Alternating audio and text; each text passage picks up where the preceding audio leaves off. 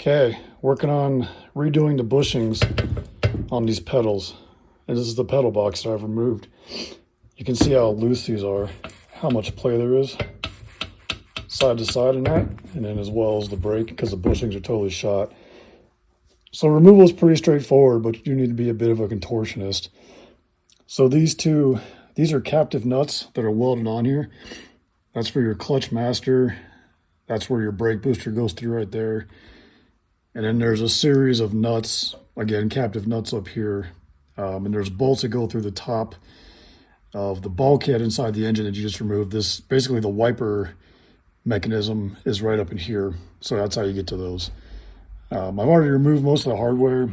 These are the little C-clips that attach to the shaft here and keep it from moving back and forth. I'm working on removing that right now. It's in there pretty tight, so I'm going to use a punch to punch that out. You don't need to remove your brake switch unless you really want to. I have it set where I want it, so I'm just going to leave it. So once we get this shaft out, it should be pretty straightforward. I have bronze bushings to replace these with. And then hopefully that tightens everything up. You can also see there's some little like spring type clips right here on each side, so don't forget about those. So let me get this shaft out and then we'll get those bushings replaced. Okay, so here's a brake pedal removed, and you can kind of see where the bushing used to be in there. You can see a little remnant of it. It's pretty destroyed. There's a piece of it that fell out. Pretty destroyed. So we'll get these bronze ones put in there and get it put back together. This is turning out to be a pretty quick job for once, which is nice. So I'm going to get the bushings pressed in. There's one in there already. You can see the shiny part. So here's something annoying. I bought these ones from British Parts Northwest, but they're way too big, like humongous. And then they wobble all over the shaft here too. It's not a good fit at all. So I got these ones from Moss Motors and they fit correctly. I just use a vise to press them in there. So I get it just started by hand and then tighten it down with that. And it works pretty good. So once we get these in, we'll get them pressed back onto the shaft on the pedal box, and then the rest is pretty easy. So there it is, put back together. So it pounds in. We can go either direction, but I did it from the clutch side first. And you just pound on the shaft until it goes through your clutch pedal, then back through here through the brake pedal. Don't forget your little springs that connect there. Then you just put your C-clips back on either side, and you can just clip those in right with the pair of pliers. So came out pretty good. There's zero play on the pedals compared to what there was before. Brake pedal moves nice and freely. I did grease the shaft and the bushings before I drove this pin back home. Clutch pedal's a little more stiffer.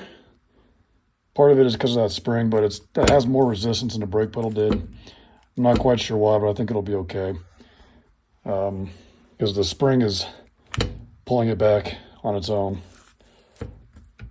So anyways, all it's left to do is mount it back up in the car and feed it through the master cylinders and then put the bolts back in through the top into these captive nuts, and that's it. Really a simple job, except it took about 2 weeks longer than I wanted it to because I didn't get the correct bushings. But anyways, that should make a big difference. One other thing to check is your holes here where your pins go through, where they connect to the master cylinders. You want to make sure those aren't worn out, which will also create some play in there. But these ones aren't. They're still perfectly round, surprisingly. I know a lot of people have had issues with those becoming unround, and then you have to fill them in with weld or something and then re-drill it in order to eliminate play. So I'll get it all mounted up, and then we'll be done.